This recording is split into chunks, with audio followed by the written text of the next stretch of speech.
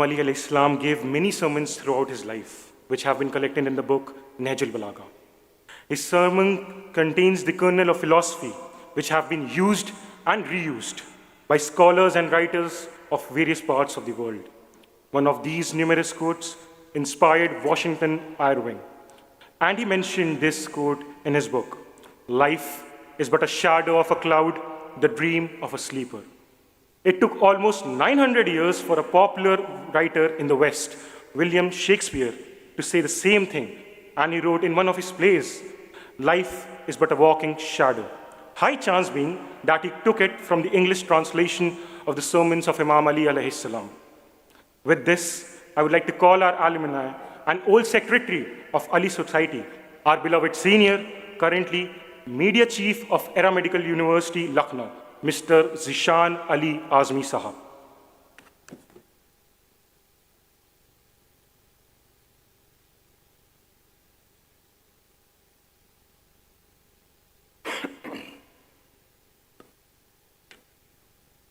بسم اللہ الرحمن الرحیم۔ یہ آرزو ہے کہ رحمت کے باب تک پہنچے، میرا سلام رسالت مآب تک پہنچے، خدا کرے کہ وہ منزل بھی جلد آ جائے، یہی سلام سوال و جواب تک پہنچے۔ حضرات السلام علیکم۔ اس اسٹیج پہ بیٹھے ہوئے ہمارے تمام مہمانان کے دامن وقت میں قطعاً گنجائش نہیں، مجھے فقط 10 منٹ کا وقت ملا ہے، میں ایک لمحے سے زیادہ ٹھہر نہیں سکتا، وہ ایک لمحہ بھی شاید نکل گیا ہوگا۔ آج اس اسٹیج پر سب سے پہلے میں بابا قوم، محسن قوم و ملت سر سید احمد خان صاحب، جنہوں نے اس مسلم یونیورسٹی کی بنیاد رکھی، جن کی کاوشوں کا سرمایہ آج ہم یہ دیکھ رہے ہیں، نہ ٹوٹا ہے نہ ٹوٹے گا کسی سے رشتہ سید، نظر آتی ہے سب کی زندگی وابستہ سید، گلستان جہاں کے پھول جب چن چن کے رکھے ہیں، بنا ہے تب کہیں شان کا گلدستہ سید، جس پہ ہم آج اس امیر کو یاد کر رہے ہیں جسے علی کہتے ہیں۔ کون علی؟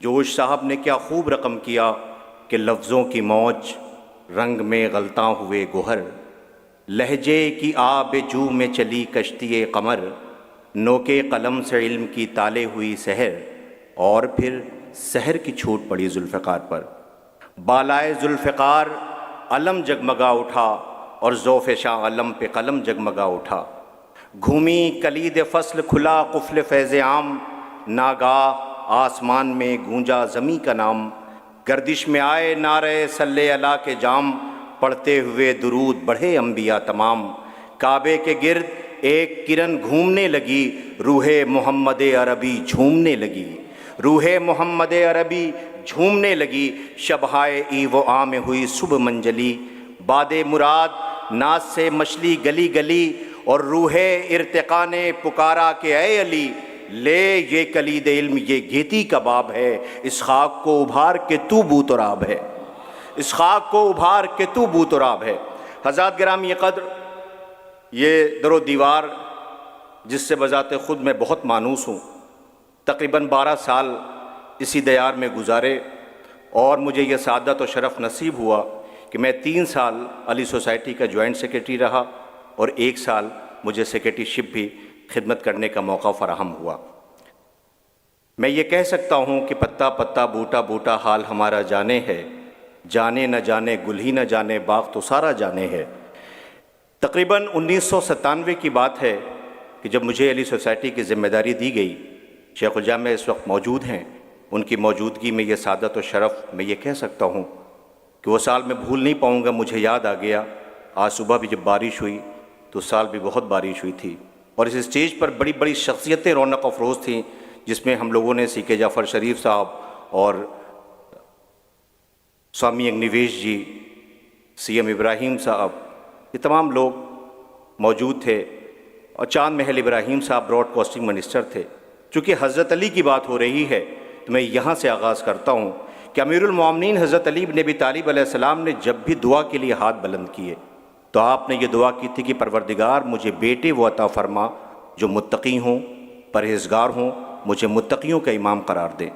معبود مجھے بیٹیاں وہ عطا کر جو متقی ہوں، پرہیزگار ہوں، مجھے متقیوں کا امام قرار دیں۔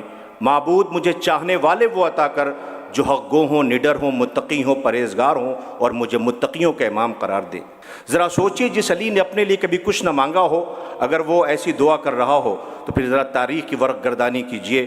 بیٹے کیا ملے؟ انبیاء مباہلہ، خیر الورا کے نواسے، عرش الہی کے گوشوارے، خیر البشر کے لخت جگر، صورت و سیرت میں مثل پیمبر، علمی حکمت میں مثل حیدر، عفت و عصمت میں فرزند بطول، مخزن صدق و صفا، سراپائے تسلیم و رضا، دریائے جود و سخا، معدن علم و حیا، رشد آفتاب امامت و ولایت، گوہر صداقت، رہبر سعادت، سید الصابرین، شہنشاہ مظلومین۔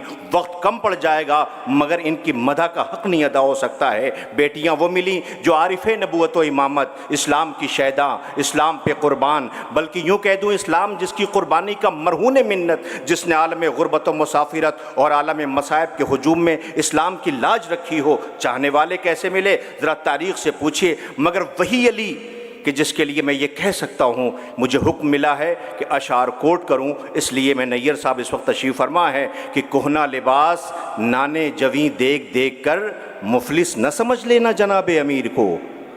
کہنا لباس نانے جویں دیکھ دیکھ کر مفلس نہ سمجھ لینا جناب امیر کو۔ جتنی تھی گراں بار سلیمان کی حکومت، اتنی زکوٰۃ دی ہے علی نے فقیر کو۔ جتنی تھی گراں بار سلیمان کی حکومت، اتنی زکوٰۃ دی ہے علی نے فقیر کو۔ حضرات گرامی قدر، مجھے کہنے دیجئے، وہ علی جو سلونی کا دعویٰ کرتے رہے، آج کم سے کم علی گڑھ مسلم یونیورسٹی کے اسٹیج پر یہ کہتے ہوئے فخر محسوس ہو رہا ہے کہ ہم اس در سے وابستہ ہیں کہ جو یہ کہتا نظر آیا جو چاہو مجھ سے پوچھ لو، میں زمین سے زیادہ آسمان کے راستوں سے واقف ہوں۔ ولی جس نے معاشرے کو زہر آلود ہونے سے بچایا اور یہ کہا تم اگر کسی کو چھوٹا دیکھ رہے ہو یا تو دور سے دیکھ رہے ہو یا غرور سے دیکھ رہے ہو۔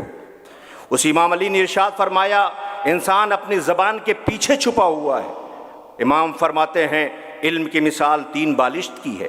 انسان جب پہلی بالشت کو عبور کرتا ہے تو اس کے اندر میں پیدا ہو جاتی ہے، جب دوسری بالشت کو عبور کرتا ہے تو اس میں انکساری پیدا ہو جاتی ہے، جب وہ تیسری بالشت کو عبور کرتا ہے تو وہ کہتا ہے میں کچھ نہیں جانتا۔ آپ ذرا اندازہ لگائیے، وہ امام علی جو ارشاد فرماتے ہیں کہ انسان کی بناوٹ پہ حیرت کرو کہ وہ چربی سے دیکھتا ہے، گوشت کے لوتھڑے سے بولتا ہے، ہڈیوں سے سنتا ہے۔ آپ ذرا اندازہ لگائیے، جس علی کی حکومت کی بات ہم کرتے ہیں، ابھی مجھ سے کسی نے سوال کیا تھا کہ جس کے پاس ایسے رہبر ہوں، ایسے لیڈر ہوں، ایسے ہادی ہوں تو اس قوم کو تو کامیابی کے آسمانوں پر ہونا چاہیے تھا، لیکن آج کیا وجہ ہے کہ زمانے پہ نظر ڈالنے کے بعد ہم یہ محسوس کر رہے ہیں کہ ہم کس طرف جا رہے ہیں؟ چونکہ یہاں پر جو طلاب اس وقت موجود ہیں، میں ان سے یہ کہہ سکتا ہوں اور میں گزارش کروں گا، علی کو ماننا اور ہے، علی کی ماننا اور ہے۔ لہٰذا اگر ہم امام علی کو مانتے ہیں، فقط یہ رسم کی ادائیگی نہ ہونے پائے، ہمیں اسے عملی جامہ پہنانا ہوگا۔ تدبیر کے دستے زریں سے تقدیر درخشاں ہوتی ہے، قدرت بھی مدد فرماتی ہے جب کوشش انسان ہوتی ہے۔ یا یوں کہوں کہ بھیگے ہوئے پروں سے تو پرواز کر کے دیکھ، انجام اس کے ہاتھوں ہے، آغاز کر کے دیکھ۔ ہمیں کوشش کرنی پڑے گی کہ امام علی کے جو ارشادات و فرمودات ہیں ہم ان سے عملی زندگی میں اتاریں۔ پوچھیں کیسے؟ یاد دلاؤں آپ کو، یہی اسٹیج تھا علی سوسائٹی کا، بات ہے 1997 کی۔ سوامی انگنیویش جی بلایا گیا اسٹیج پر پوڈیم پہ بولنے کے لیے، تو انہوں نے میرے بزرگ جو تشریف فرمائے اس وقت شاید انہیں یاد ہو اور وہ گواہی دے، اسی اسٹیج پر آ کر کے نظر ڈالی تھی اور انہوں نے یہ کہا تھا کیا یہ علی ڈے ہو رہا ہے؟ یہ ماتر اوپچارکتائیں ہیں یا واقعی علی ڈے ہے؟ لوگوں نے حیرت سے دیکھا یہ کیا کہہ رہے ہیں۔ اسی اسٹیج کے اوپر یہ در و دیوار گواہ ہیں کہ انہوں نے کہا کہ میں اسٹیج کے اوپر جن شخصیتوں کو دیکھ رہا ہوں مجھے یہ محسوس ہو رہا ہے کہ حضرت علی کی اگر بات کی جا رہی ہے تو اسے عملی میدان میں اترنا پڑے گا۔ آج مہمان خصوصی براڈ کاسٹنگ منسٹر ہیں اور ٹیلی ویژن کے اوپر بیئر کا ایڈورٹیزمنٹ آ رہا ہے، یاد آیا آپ کو؟ اسی وقت سیکریٹری اس کو بلا کر کے یہ کہا اسی اسٹیج کے اوپر کہ فوراً بند ہونا چاہیے۔ سیکریٹری نے آ کر کے کہا کہ بیئر کا ایڈورٹیزمنٹ بند ہو چکا ہے۔ پتہ ہے سوامی اگنیویش نے کیوں کہا تھا؟ کہ میں نے حضرت علی کو پڑھا ہے اور میں نے دیکھا کہ حضرت علی جب بیت المال کا حساب کر رہے تھے، دو شخص ملاقات کے لیے آئے اور آنے کے بعد انہوں نے کہا تھا حضرت علی نے کہ پرسنل گفتگو کرنے آئے ہو یا لوگوں کی فلاح و بہبودی کی بات کرنے آئے ہو؟ کہنے میں اپنی پرسنل گفتگو کرنے کے لیے آیا ہوں، تو بیت المال کا چراغ بجھا دیا تھا کہ علی کو یہ بھی گوارا نہیں ہے کہ ہماری ذاتی گفتگو میں بیت المال کا چراغ بھی شامل کیا جائے، اسے علی کہتے ہیں۔ آپ اندازہ لگائیے، آپ یاد کیجئے سی علی سوسائٹی کے فنکشن میں اس سال 31 دسمبر کو ہائی لائٹس میں دکھایا گیا تھا کہ ایک فیصلہ علی گڑھ مسلم یونیورسٹی میں یہ بھی لیا گیا کہ اسٹیج پر فیصلہ ہو گیا اور یہ بھی حصے میں علی کی یاد میں چلا گیا۔ بس دامن وقت میں قطعاً گنجائش نہیں، باتیں بہت سی کہنی تھی، میں لے آیا تھا کہ میں آپ حضرات کے سامنے کروں، لیکن وقت کے پیش نظر میں آپ سے صرف ایک گزارش کرتا ہوں، اپنے بچوں سے جو دور دراز سے اپنے وطن کو چھوڑ کے تعلیم کے سلسلے میں آئے ہیں، یاد رکھیے سوال یہ ہے کہ اگر ہم امام علی کو چاہتے ہیں تو پھر وجہ ہماری کامیابی کے آسمانوں پہ ہمیں ہونا چاہیے۔ میں چھوٹی سی مثال پیش کر کے اپنی بات کو ختم کرتا ہوں۔ ایک بچہ اپنے والد سے پوچھتا ہے، بابا ترقی کی تعریف کیا ہے؟ ترقی کی ڈیفینیشن کیا ہے؟ جواب نہیں دیا۔ پھر پوچھا، بابا ترقی کی پہچان کیا ہے؟ کوئی جواب نہیں دیا۔ مگر اس بچے کا ایک شوق تھا جسے باپ روز منع کرتا تھا، وہ کہتا تھا، بابا میں آسمانوں میں اڑتے ہوئی پتنگوں کو جب دیکھتا ہوں میرا دل چاہتا ہے کہ میں بھی اسے اڑا ہوں۔ کہ بیٹا یہ عادت اچھی نہیں ہے، آپ اپنا وقت تعلیم میں دیجئے، تربیت پہ لیجئے، یہ اچھی بات نہیں۔ لیکن اس کے سوال کا جواب نہیں دیا۔ ایک روز بیٹے کا شوق پورا کرنے کے لیے شاید میری پوری گفتگو کا نچوڑ و محصل جو میں آپ کے سامنے پیش کرنے جا رہا ہوں، پتنگ بھی لائے، چرخی بھی لائے، ڈور بھی لائے، بیٹے سے کہو میرے ساتھ چلو۔ بیٹا ساتھ میں تھا، پتنگ اڑانی شروع کی، پتنگ آسمان کی بلندیوں پہ پہنچ گئی۔ ایک مرتبہ بیٹے کا شوق پورا ہوتے ہوئے اس کی آنکھوں میں ایک رمق و چمک تھی۔ باپ نے پوچھا، بیٹا اونچائی پہ ہے؟ کہ بابا بہت بلندی پہ۔ کہ اور بلندی؟ کہ ہاں بابا۔ ڈور اور ڈھیل کی، اور بلندی پہ پہنچ گئی۔ جب بلندی کے آسمان پہ وہ پہنچ گئی تو اس کا چہرہ اطمینان نظر آیا۔ تو ایک مرتبہ باپ نے بیٹے کی طرف دیکھ کر کے کہا، بیٹا تم نے ایک روز سوال کیا تھا ترقی کسے کہتے ہیں؟ میرے لال ترقی یہ ہے۔ بیٹا غور سے دیکھ رہا تھا، اسی ڈور کو جڑ سے کاٹ دیا۔ توجہ ہے آپ کی؟ جڑ سے جب کاٹ دیا تو کنٹرول ختم ہو گیا، وہ ہواؤں کے دوش پہ نہ جانے کدھر گم ہو گئی۔ مقصد کہنے کا یہ ہے کہ جب تک انسان جڑ سے جڑا رہتا ہے تو ترقی اس کی قسمت و نصیب بن جاتی ہے، جب جڑ چھوڑ دیتا ہے تو پھر ترقی اس کا مقدر نہیں بنتی ہے۔ لہٰذا ہماری ذمہ داری یہ ہے کہ ہم جسے مانتے ہیں اس جڑ سے جڑا ہونا چاہیے۔ جب تک ہم جڑ سے جڑے رہیں گے تو کامیابی ہمارا مقدر بن جائے گی۔ آپ غور فرما رہے ہیں؟